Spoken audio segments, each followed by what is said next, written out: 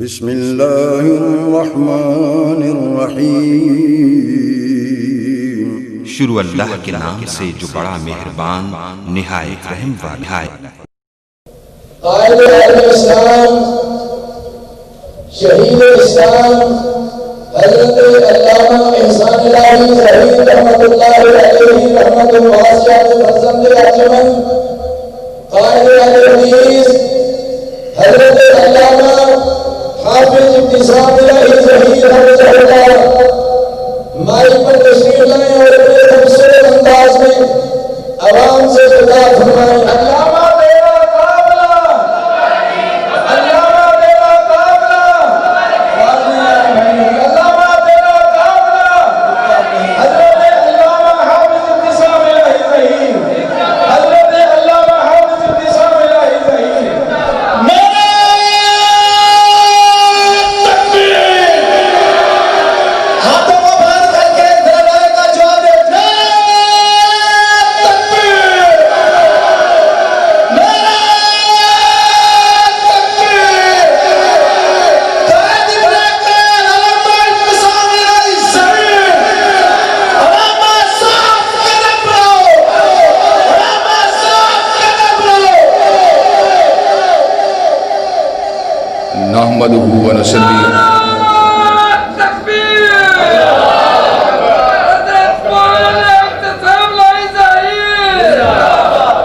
نحمده ونصلي علی رسولہ الکریم۔ بسم اللہ الرحمن الرحیم۔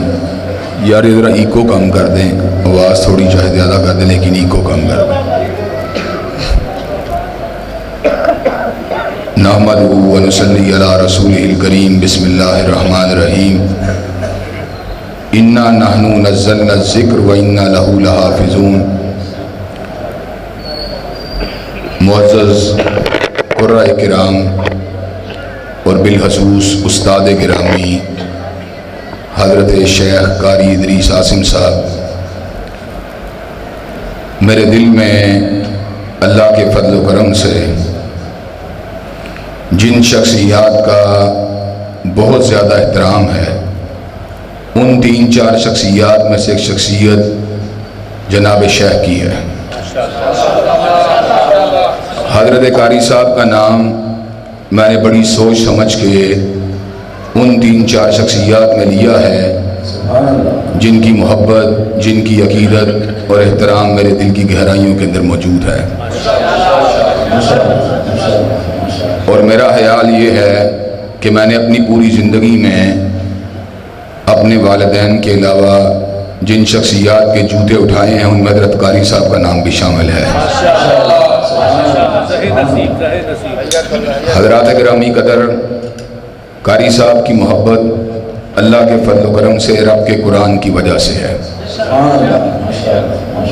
اور وہ کہ میں نے قرآن مجید کی قرأت کے اندر نہ تو مہارت کو حاصل کیا، نہ عبور کو حاصل کیا، لیکن شیراں والا کے اندر ہی میں نے اپنے حفظ قرآن کو مکمل کیا ہے۔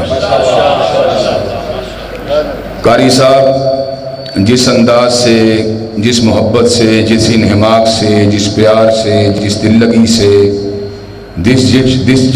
جس دل جمی کے ساتھ، جس استقامت کے ساتھ، جس تسلسل کے ساتھ، جس تواتر کے ساتھ اور موسم کی گرمی سردی کی پرواہ کیے بغیر جس طرح طالب علموں کو پڑھاتے رہے، یہ یقیناً اللہ کی نشانیوں میں سے ایک بہت بڑی نشانی ہے۔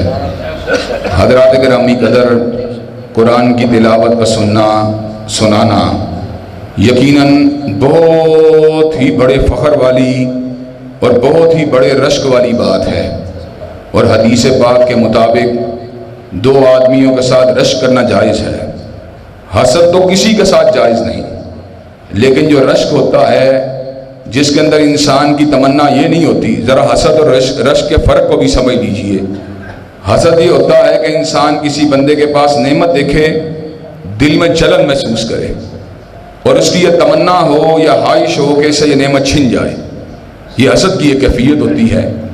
اور حاسد جو ہوتا ہے وہ بڑی تکلیف کی زندگی گزارتا ہے پوری زندگی کے اندر، جس کو اپنے سے زیادہ بالا تر دیکھا، اس کے بارے میں دل میں جلن پیدا ہو گئی، اس کا کوئی بھی نقصان نہ ہوا لیکن یہ صاحب جو ہیں بلڈ پریشر کے مریض بن گئے، عارضہ قلب کے اندر مبتلا ہو گئے۔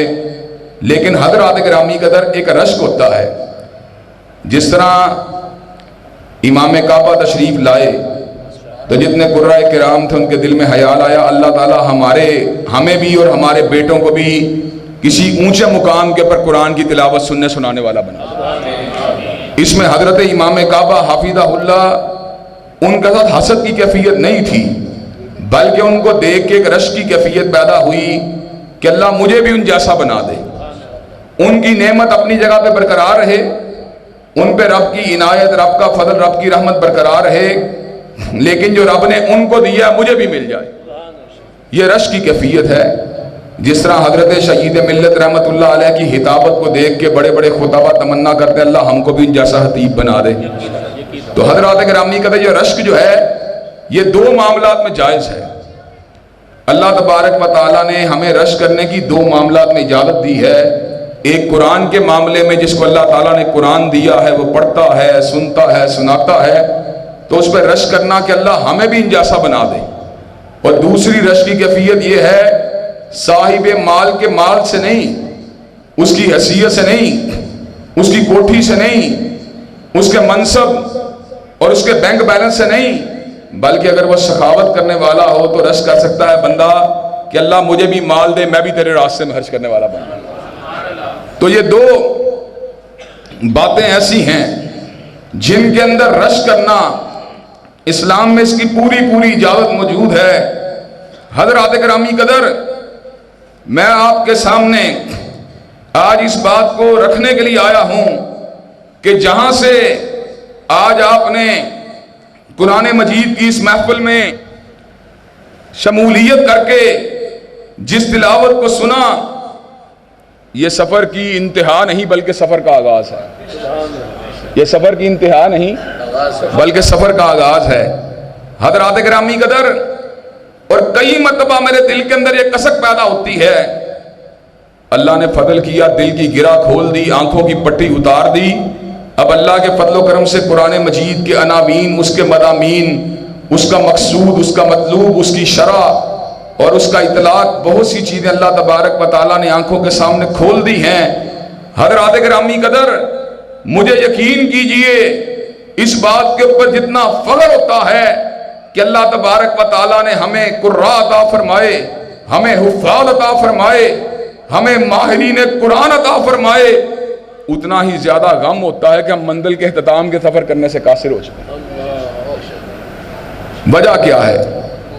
وجہ یہ ہے کہ اس سلسلے کے اندر جس نیٹ ورک کی، جس سرپرستی کی، جس تھنک ٹینک کی، جس علماء کی اجتماعیت کی ضرورت تھی، حضرات گرامی قدر شومی قسمت سے ہمیں وہ میسر نہ آ سکی۔ لیکن سچی بات یہ ہے، وہ جو کہتے ہیں نا کہ انسان کو لا تقنطوا من رحمت اللہ، اللہ کی رحمت سے نا امید نہیں ہونا چاہیے۔ اللہ تبارک و تعالی مسبب الاسباب ہیں، اور اسباب کیا ہیں؟ مالک کائنات تو اسباب کے بغیر بھی عطا فرمانے پہ قادر ہیں۔ اللہ تبارک و تعالی صرف مسبب الاسباب ہی نہیں بلکہ اسباب کے بغیر بھی مدد کرنے پر، انسان کی مشکلات کو حل کرنے پہ قادر ہیں۔ چھوٹی سی ایک بات بتلاؤں آپ کو جو میں نے قرآن سے حاصل کی۔ سیدہ مریم جب انہوں نے اللہ تبارک و تعالیٰ کی بہت زیادہ عبادت کی تو کیا مالک کائنات نے ان کو بے موسم کے پھل عطا نہیں فرما دی؟ حضرات گرامی قدر، اور پھر اس کے بعد ذرا غور کیجئے، سیدنا زکریا جو سیدہ مریم کے کفیل تھے، ان کے دل میں خیال آیا کہ اللہ تبارک و تعالیٰ اگر مریم کو بے موسم کے پھل دے سکتا ہے، مجھے بڑھاپے میں اولاد کیوں نہیں دے سکتا؟ تو کہا یا مریم انا لکی ھذا، مریم یہ پھل کہاں سے آئے ہیں؟ قالت ہوا من عند اللہ ان اللہ یرزق من یشاء بغیر حساب، یہ میرے رب نے عطا کی ہے، جس کو چاہتا ہے بلا حساب رزق دیتا ہے۔ تو سیدنا زکریا کے ذہن میں خیال آیا یقیناً اللہ تبارک و تعالیٰ کی مدد، اس کی نصرت، اس کی تائید جو ہے وہ اسباب کی محتاج نہیں۔ دعا مانگی ربی لا تذرنی فردن وانت خیر الوارثین، اللہ مجھے بہترین وارث عطا فرما دینا، مجھے تنہا نہ چھوڑنا۔ اور جب بندے کا دل کھل جائے تو پھر دعا جو ہوتی ہے اسے پتہ ہوتا ہے اس کے اپنے پر ہوتے ہیں. دعا انسان کو مانگتے رہنا. یہ نکتے کی بات آپ کو بتلاؤں، ضمنی بات ہے. دعا مانگتے رہنا چاہیے انسان کو. کئی مرتبہ انسان سوچتا ہے یار سرمایہ تو ہے نہیں، دعا مانگنے سے کون سا رزق مل جائے گا. حضرات گرامی قدر دعا بھی ایک سرمایہ ہے. خود اللہ تبارک و تعالیٰ اس کی وجہ سے راس المال کو بھی پیدا فرما دیتے ہیں. حضرات اگر آپ کو یقین نہیں آتا، چھوٹی سی بات، یہ دونوں باتیں آپس میں مکس ہو گئی ہیں، لیکن یہ پہلے اس نقطے کو واضح کر دوں، پھر دوبارہ سیدنا زکریا کی دعا پہ آؤں گا. جب سیدنا موسیٰ علیہ السلام مدین کے گاڑ کے اوپر موجود تھے اور وہاں پر کوئی آپ کو کھانا پینا دینے والا اسباب کی دنیا میں موجود نہیں تھا، آپ نے دعا مانگی تو کیا مانگی؟ ربی انی لما انزلت الی من خیر فقیر. اللہ جو تو نے خیر اتارنی ہے، موسیٰ اس کا طلبگار ہے. ہدایت کی زبان میں اللہ مجھ فقیر کی جولی میں خیر کو ڈال دے.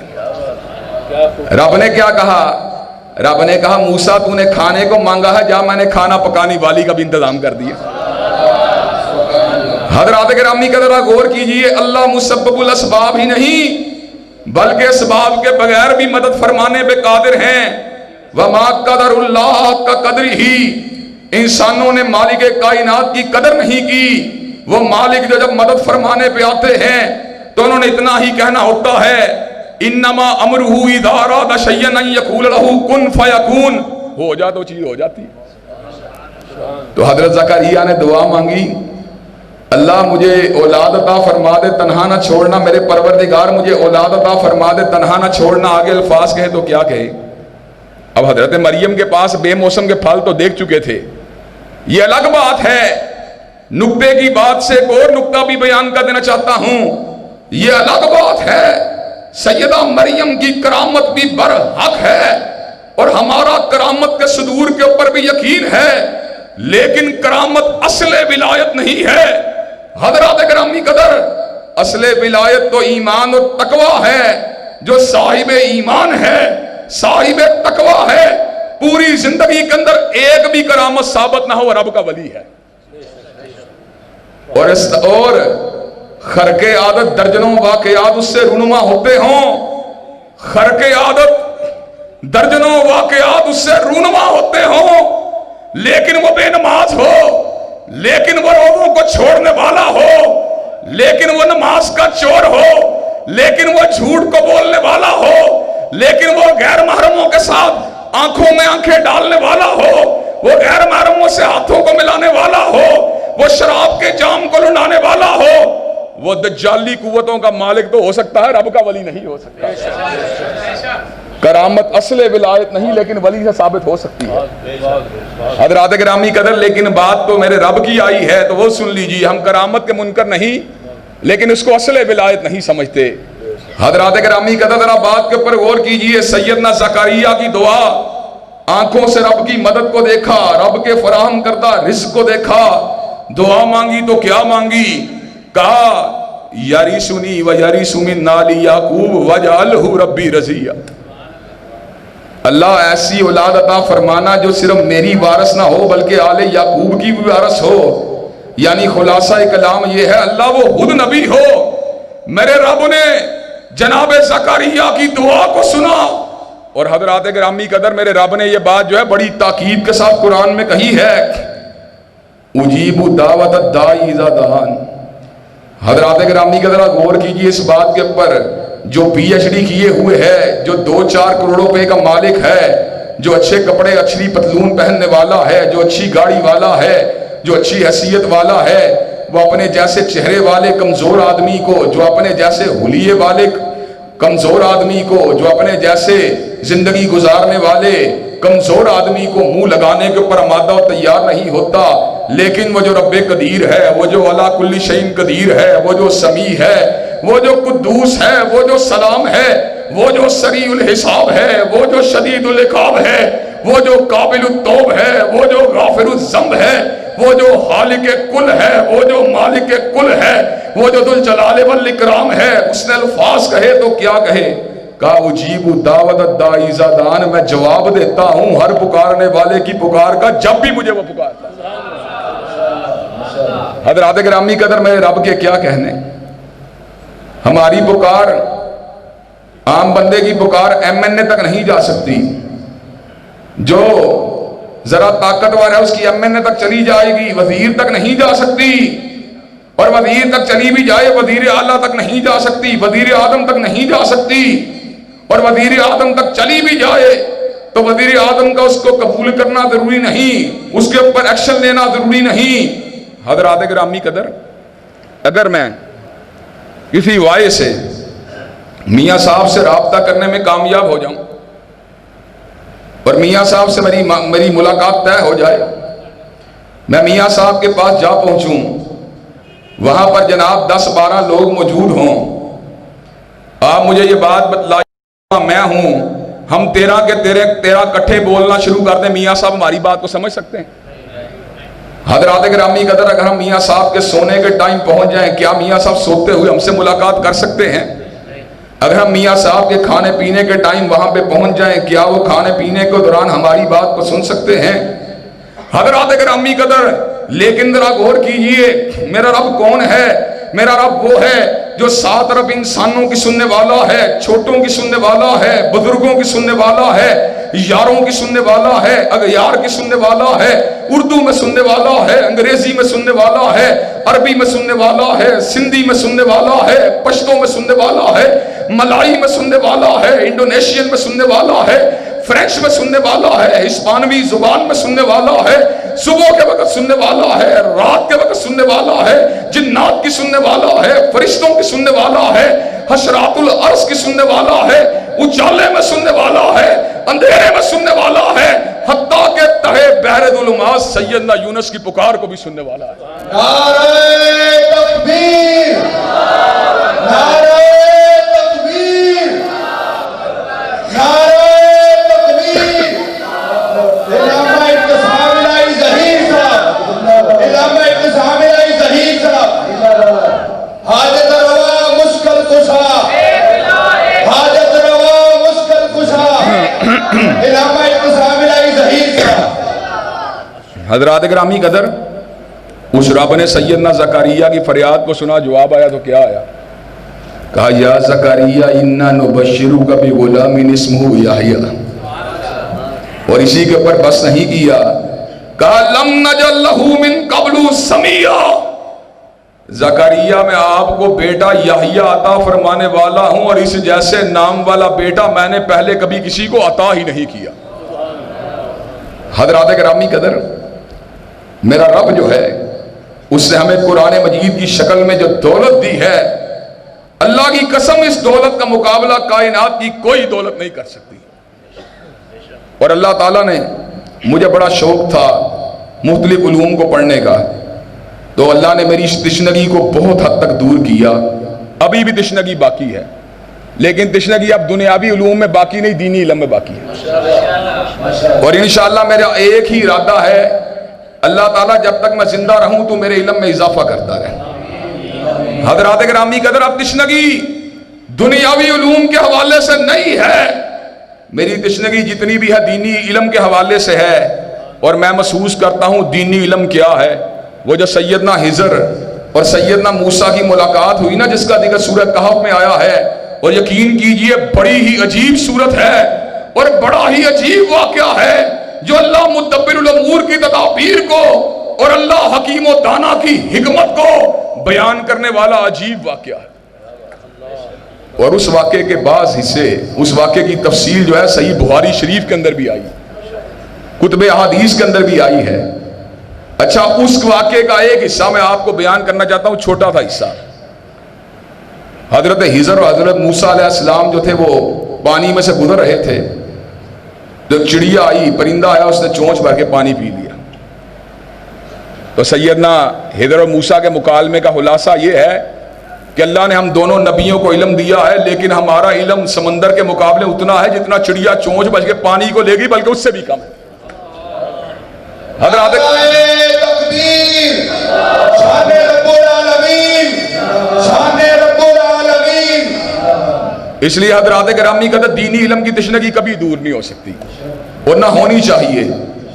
ایک دن کی بات ہے, میں بیت العتیق میں قاری صاحب تشریف لائے, اب میں فن قرات کے رموز کا واقف نہیں ہوں، اس کے اتار و چڑھاؤ کا واقف نہیں ہوں، اس کی باریکیوں کا واقف نہیں ہوں، اس کی گہرائیوں کا واقف نہیں ہوں، لیکن وہاں پہ برادر حمزہ مدنی نے کوئی مختلف ناقلین کے حوالے سے قرآن مجید کے جو بعض مصاحف کے اوپر کام کیا انہوں نے سامنے رکھے، وہ میرے ساتھ گفتگو کر رہے تھے، میں بڑی دل جمی سے ان کی بات کو سن رہا تھا، اور وہ اس بات کو کہنے لگے حافظ صاحب یہ فنی باتیں ہیں۔ میں نے کہا علم کی کوئی بھی بات ہو ہم اس بات کے طالب ہیں، علم کی کوئی بھی بات ہو ہم اس بات کے طالب ہیں، اس میں کون سی ایسی بات ہے؟ اللہ زندگی کی آخری سانس تک ہمیں علم دین کو حاصل کرنے کی توفیق عطا فرماتا ہے۔ لیکن حضرات گرامی کہتے جو میں خلاصہ کلام آپ کو بیان کر رہا ہوں پتہ کیا ہے؟ مجھے شوق تھا تو آج آپ کے سامنے روزمرہ کی خطابت سے ہٹ کر کچھ عام اپنے تجربات اور مشاہدے کی باتوں کو بھی رکھ رہا ہوں۔ حضرات ایف ایس سی کے دور کی بات ہے، میں گورنمنٹ کالج کا طالب علم تھا، تو دیال سنگھ کالج کی لائبریری کے اندر کئی مرتبہ مطالعہ کرنے کے لیے جایا کرتے تھے، گورنمنٹ کالج کے علاوہ بھی۔ وہ دیال سنگھ کالج کی لائبریری جو تھی وہ بڑی، اس کے اندر نہ کتابیں موجود تھیں، تو مجھے اس دور میں جتنے علوم حاصل کرنے کا شوق تھا میں ان سے متعلقہ کتابوں کو دیکھتا، کھنگالتا، پڑھتا، ان میں دلچسپی لیتا۔ مجھے سائیکالوجی کے ساتھ بڑا انٹرسٹ تھا تو میں اس دور میں نفسیات کی کتابوں کو دیکھتا، بعد میں اللہ تعالیٰ مجھے ایم ایس سی سائیکالوجی کرنے کا موقع دیا۔ اچھا، اس کے بعد مجھے انگلش لٹریچر کا شوق تھا، میں چوسر کو دیکھتا، اسپینسر کو دیکھتا، شیکسپیئر کو دیکھتا، ڈون کو دیکھتا، ملٹن کو دیکھتا، شیلے کو دیکھتا، کیٹس کو دیکھتا، بعد میں اللہ نے مجھے ایم اے انگلش کرنے کا بھی موقع دے دیا۔ مجھے کمپیوٹر کا شوق تھا، میں اس سے متعلقہ چیزوں کو دیکھتا، پروگرامنگ کو دیکھتا، ڈیٹا انالیسس کو دیکھتا، مختلف چیزوں کو دیکھتا، اللہ نے مجھے اس میں بھی ایم ایس سی کرنے کا موقع دے دیا۔ اچھا، جو چیز بھی اس دور میں میری خواہش تھی، کمپیوٹر کو پڑھوں گا، اللہ نے M S C computer sciences کرنے کا موقع دے دیا۔ انگلش لٹریچر پڑھنے کی خواہش تھی، اللہ نے ایم اے انگریزی کرنے کا موقع دے دیا۔ اور حضرات گرامی قدر محنت نہیں کرنا پڑی ایم اے انگریزی میں، کیوں نہیں کرنی پڑی؟ اس سے پہلے میں قرآن حفظ کر چکا تھا، اس سے پہلے میں قرآن یاد کر چکا تھا۔ اور حضرات پھر میرے پہ وہ وقت، اچھا پھر مجھے بزنس پڑھنے کا شوق تھا، مجھے مینجمنٹ کو پڑھنے کا شوق تھا، مارکیٹنگ کو پڑھنے کا شوق تھا، ایم آئی ایس کو پڑھنے کا شوق تھا، اللہ نے مجھے ایم بی اے کے علوم کو بھی پڑھنے کا موقع دے دیا حضرات۔ لیکن آج میں آپ کے سامنے، اور پھر یہ بھی بات کہ مجھے مشینری کو سمجھنے کا شوق تھا، انجنز کو پڑھنے کا شوق تھا، پاور پلانٹس کو دیکھنے کا شوق تھا، ہائیڈرولکس کو پڑھنے کا شوق تھا، ایروڈائنمکس کو پڑھنے کا شوق تھا، اللہ نے مجھے میکینیکل انجینئر بھی بنا دیا۔ لیکن حضرات یہ بات میں آپ کو سامنے شرح صدر سے کہہ رہا ہوں حضرات۔ اور پھر ایک اور بات بھی، حضرت علامہ شہید کی وجہ سے بھی ویسے بھی ماحولیات کو دیکھتے ہوئے مجھے سیاسیات سے دلچسپی تھی، چنانچہ میں نے جان لاک کو پڑھا، یین بودین کو پڑھا، روسو کو پڑھا، میں نے کارل مارکس کو پڑھا، میں نے ہیگل کو پڑھا، میں نے میکاولی کی دی پرنس کو پڑھا۔ اللہ نے مجھے ایم اے پولیٹیکل سائنس کرنے کا بھی موقع دے دیا حضرات گرامی قدر۔ لیکن آج میں شرح صدر سے یہ بات کہہ رہا ہوں، اللہ کی قسم 11 ڈگریاں ایک پلڑے میں ڈالی جائیں، سورہ بقرہ کے حفظ کا مقابلہ نہیں کر سکتا۔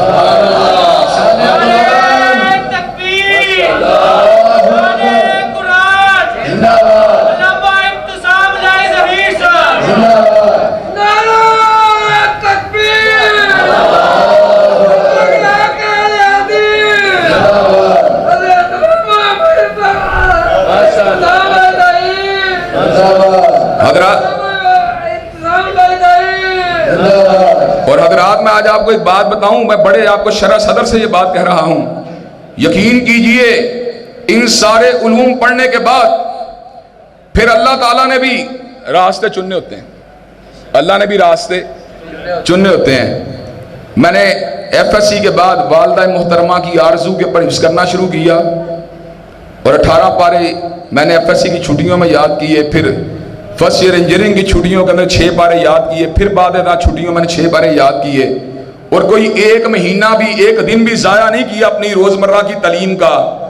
لیکن حضرات میں کئی مرتبہ سوچتا ہوں رب نے میرے پہ وہ کرم کیا، وہ فضل کیا جس کا واللہ میں مستحق نہیں تھا، جس کا واللہ میں مستحق نہیں تھا۔ حضرات میں انجینئر بننے چلا، میں انجینئر بننے نکلا اور میرے ذہن میں میرے انجینئر کے جو تھے فیلڈ کا ایک پورا خاکہ تھا، پورا میری ایک اس کے بارے میں پلاننگ تھی. حضرات ہوا یہ کہ میری طبیعت خراب ہو گئی فرسٹ ایئر انجینئرنگ میں جانے کے بعد، اور طبیعت اتنی خراب ہوئی اور نفسیاتی اعتبار سے اتنی خراب ہوئی کہ میں کئی ماہرین نفسیات کے پاس گیا. فقط 18 برس اور 19 برس کی عمر کے درمیانی باتیں. کئی ماہرین نفسیات کے پاس گیا، کسی نے ڈایازیپام کو لکھ دیا، کسی نے ٹرینکولائزرز کو لکھ دیا. حضرات گرامی قدر مجھے چین نہیں ملا. میری والدہ محترمہ کا انتقال نے میرے پہ بڑے عجیب اثرات مرتب کیے، مجھے چین نہیں ملا.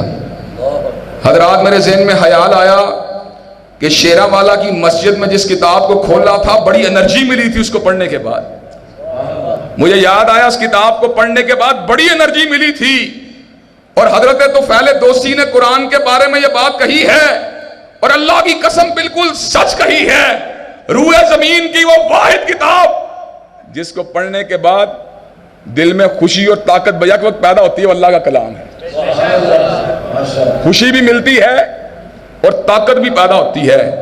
اب ہمارے معاشرے کے اندر نہ خوشیاں ہیں نہ طاقت ہے. اس کمزور اور ڈولتے ہوئے معاشرے کو اللہ کی قسم نہ مسلم لیگ کے منشور کی ضرورت ہے، نہ میاں صاحب کے انداز سیاست کی ضرورت ہے، نہ عمران خان کی ضرورت ہے، نہ بھٹو کی ضرورت ہے. یہ بات آپ کو سمجھ میں آئے یا نہ آئے، حقیقت یہی ہے اس معاشرے کو ضرورت ہے تو رب کریم کی کتاب کی ضرورت ہے. یہ بات جو ہے، ایک ہے قرآن کا مقام، ایک ہے اس مقام کا ادراک. ہمیں ادراک ہو یا نہ ہو قرآن کا مقام بلند و بالا ہے. ہمیں ادراک ہو یا نہ ہو قرآن کا مقام بلند و بالا ہے. لیکن قرآن مجید اگر اس معاشرے میں قائم نہیں ہوا تو اس کی وجہ یہ ہے ہمیں اس کے مقام کا ادراک نہیں ہے. اللہ کی قسم ہے جس دن اس بھٹکی، بھولی، کمزور اور بیمار قوم کو قرآن مجید کے مقام کا احساس ہو گیا، سرمایہ دارانہ نظام ٹوٹ کے گر جائے گا، جاگیردارانہ نظام ٹوٹ کے الٹ جائے گا. پھر کیا ہوگا؟ پھر امن ہی امن ہوگا، خوشحالی خوشحالی ہوگی. لیکن یہ تب ہوگا جب آپ کے قرآن کو اسلام آباد کے ایوان کے اوپر اس کی احکامات کو لاگو کر دیا جائے گا. احتساب قدم بڑھاؤ، ہم تمہارے ساتھ ہیں. احتساب قدم بڑھاؤ، ہم تمہارے ساتھ ہیں.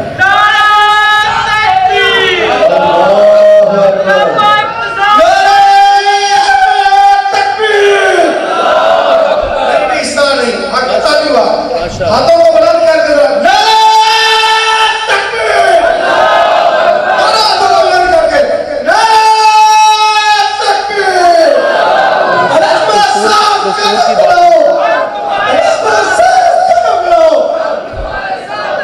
حضرات گرامی قدر میں نے بات وہاں سے دوبارہ جوڑوں گا. اللہ تعالیٰ نے قرآن مجید کی برکت سے مجھے اللہ کے فضل و کرم سے یادداشت کو اتنا بہتر بنایا کہ اس سے پہلے جو کام میں مہینوں میں کرتا تھا آج اللہ کے فضل ایک دن میں یاد کر سکتا ہوں. یہ صرف قرآن مجید کی برکت ہے.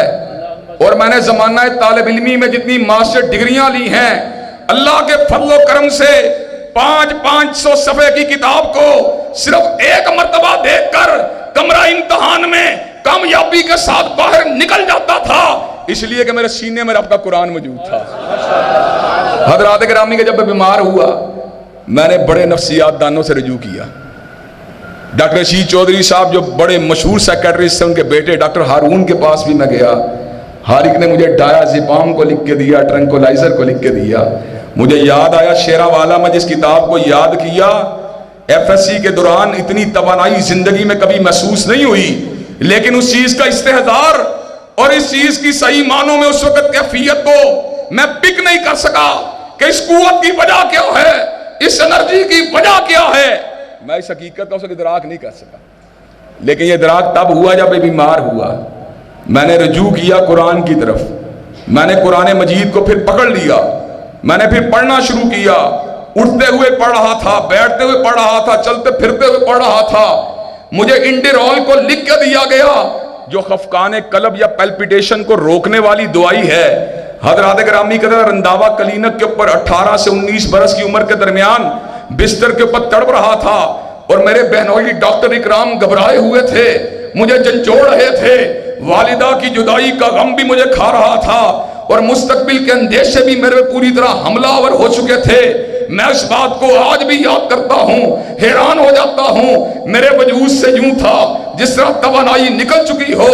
حضرات گرامی قدر، میں نے قرآن کو پڑھنا شروع کیا، میرے اندر سے کمزوری رفع ہونا شروع ہو گئی، مجھے اللہ نے نئی توانائی دی، میرے اللہ نے مجھے نئی طاقت دی، میرے شعور نے اس بات کو پک کر لیا۔ کس بات کو؟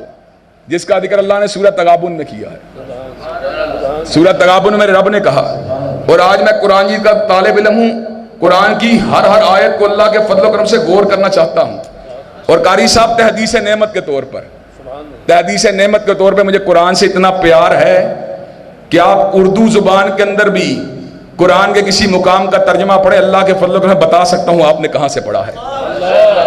حضرات گرامی قدر، مجھے قرآن سے اتنا پیار ہے، ابھی بھی مجھے قرآن سے اتنا پیار ہے، ہاں کتنی بھی مصروفیت ہو، دعوتی، جماعتی، تنظیمی، میں جب تک قرآن کو پڑھنا نوں رات کو مجھے نیند نہیں آتی۔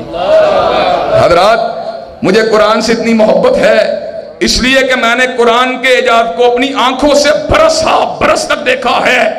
میں وہ یتیم ہوں جس کا باپ 15 برس کی عمر میں اس سے جدا ہو گیا، جس کی ماں 19 برس کی عمر میں اس کو چھوڑ کے چلی گئی، گاڑی بھی تھی، بینک بیلنس بھی تھا، اور نگران بھی کوئی نہیں تھا۔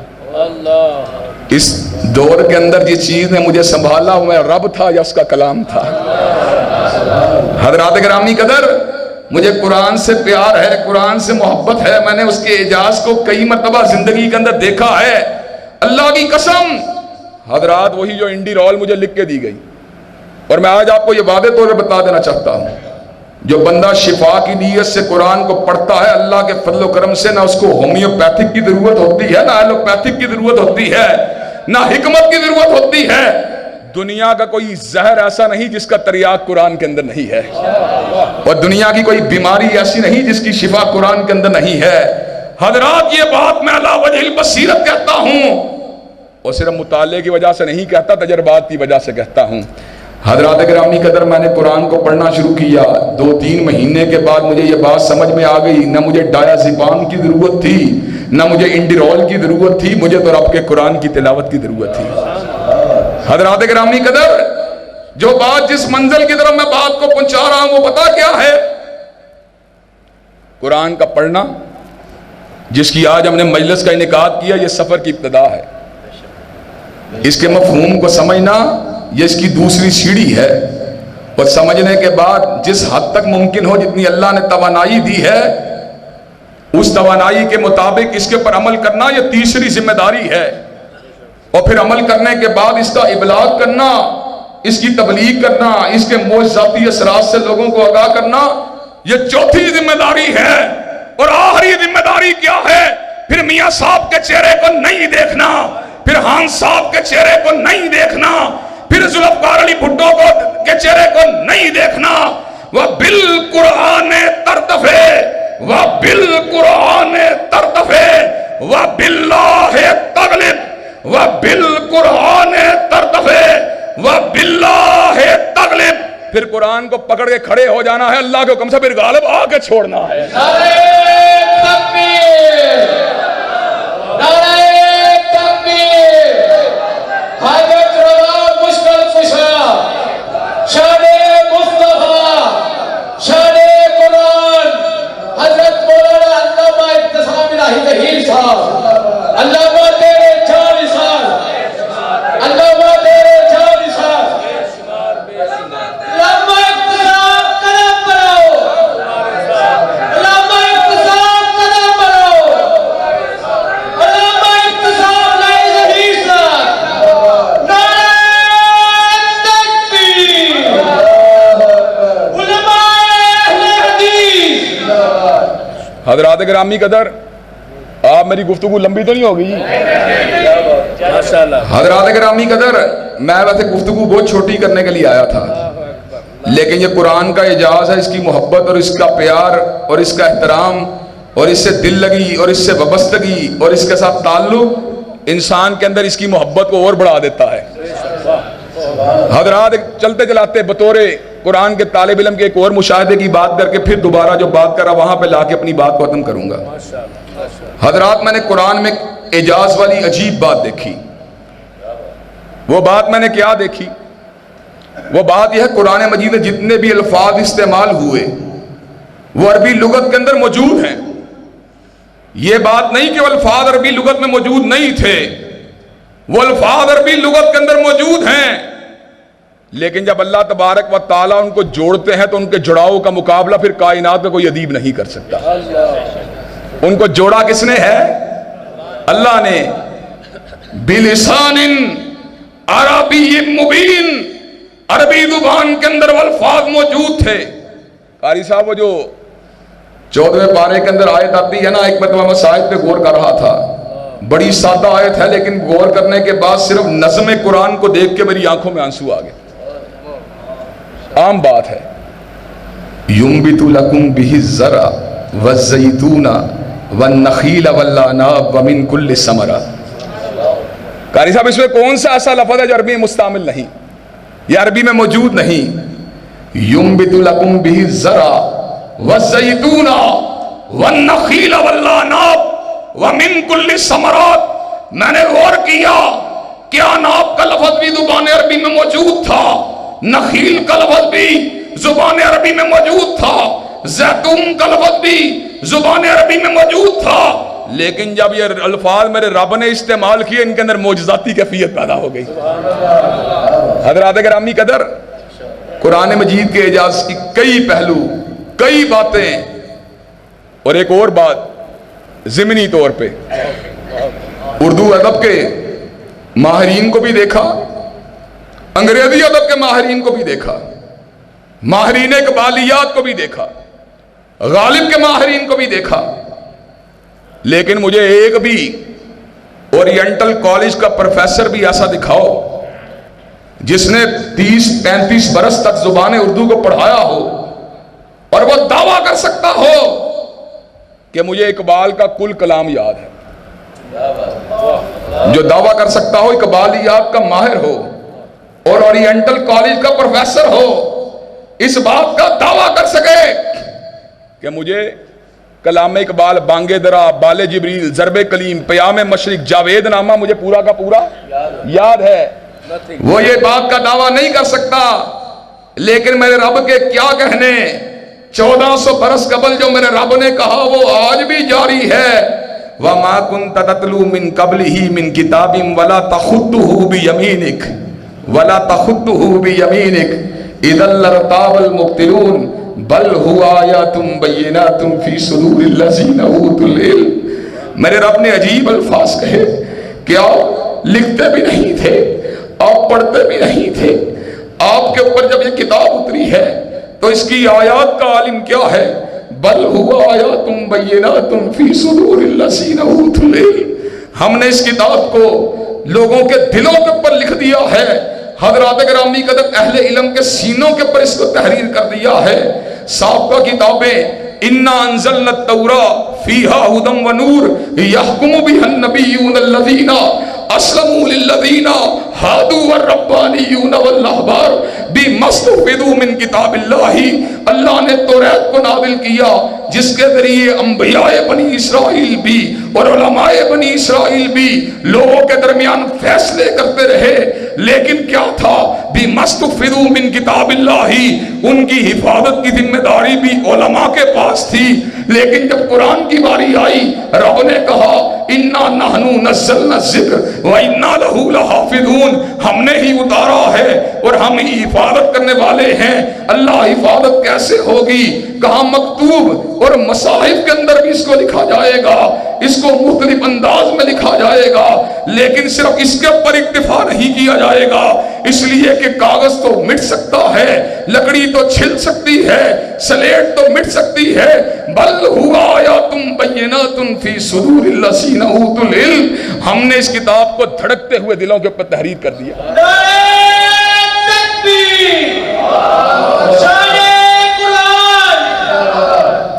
حضرات آپ کو ایک واقعہ علامہ شہید کا بھی سنا دوں. حضرت علامہ شہید اللہ کے فضل و کرم سے مایہ ناز حافظ تھے، اور انہیں قرآن مجید پہ اتنا ضبط تھا کہ چینی والی مسجد میں نے 15 برس کی عمر میں دنیا سے رخصت، 15 سال کا تھا جب وہ دنیا سے چلے گئے، لیکن 9-10 برس کے سن شعور سے لے کے 15 برس تک میں نے جو ان کی ابتدا میں نمازوں کو ادا کیا، تراویح کی نماز کو، میرا خیال ہے 1 یا 2 مرتبہ پورے قرآن میں ان کو مغالطہ لگا، 1 یا 2 مرتبہ کئی برسوں کے اندر ان کو مغالطہ لگا۔ حضرات میں قرآن کے اعجاز کی بات کر کے اس کو وائنڈ اپ کرنے کی طرف جا رہا ہوں۔ حضرات قرآن کے اعجاز کی طرف بات پہ غور کیجئے۔ جو حافظ صحیح حافظ ہوتا ہے، جب اس کو تکرار کے دوران یا اس کے تلاوت کے دوران مغالطہ یا غلطی لگتی ہے تو اس کا دل گواہی دیتا ہے میں غلط پڑھ گیا، اس کا دل گواہی دیتا ہے میں غلط پڑھ گیا ہوں، اور آج خود اس کے اندر اس غلطی کے احتساب کا ایک احساس بیدار ہو جاتا ہے۔ حضرت علامہ شہید رحمت اللہ علیہ ایک مرتبہ پورے دن میں منزل کہے بغیر، ایک مرتبہ پورے دن میں منزل کہے بغیر والدہ کو مصحف کے اوپر قرآن مجید کو سنا کے مصلے کو پڑھا دیتے تھے، اور انہوں نے کبھی اس کے اوپر محنت نہیں کی، ان کو اتنی منزل ضبط تھی کہ بس ایک مرتبہ بغیر منزل کہے مصحف کو تھماتے، سناتے، اور اس کے بعد تراویح کو پڑھانے چلے جاتے۔ حضرات گرامی قدر ایک مرتبہ رمضان کے مہینے میں سیالکوٹ میں کسی قریبی عزیز کے جنازے پہ جانا پڑا، وہاں پہ مغرب کے بعد مغرب کے جنازے کو پڑھا کر بڑی تیز رفتاری کے ساتھ، سبک رفتاری کے ساتھ واپس لاہور پہنچے، اور میں یہ بات دیکھ رہا تھا حضرت علامہ کسی کو سنا نہیں رہے تھے، خود ہی باواز بلند قرآن مجید کو پڑھ رہے تھے، اور جب پڑھنے کے دوران کچھ محسوس کرتے تو دوبارہ اثر نو تلاوت کر کے خود ہی اپنی غلطی کی اصلاح کر لیتے۔ اس دن انہوں نے بغیر منزل کہے خود ہی اپنی منزل کو مکمل کیا، مصلے پہ کھڑے ہوئے الحمدللہ ایک بھی غلطی نہیں آئی۔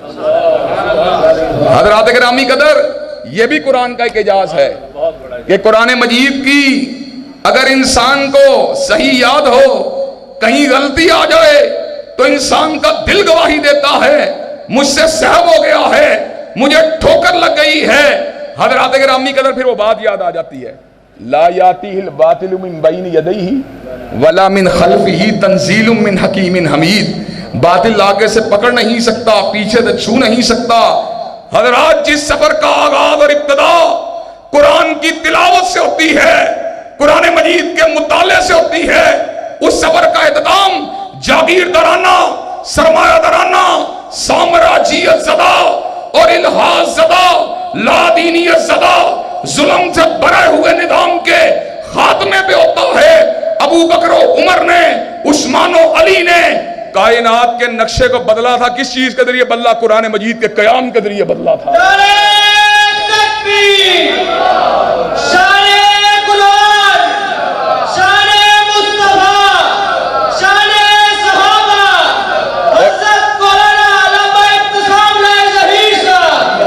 اور حضرات ایک بات اپنے قرہ بھائیوں کے سامنے بڑی نکتے کی رکھنے جا رہا ہوں، ایک بات اپنے قرہ بھائیوں کے سامنے بڑے نکتے کی رکھنے جا رہا ہوں۔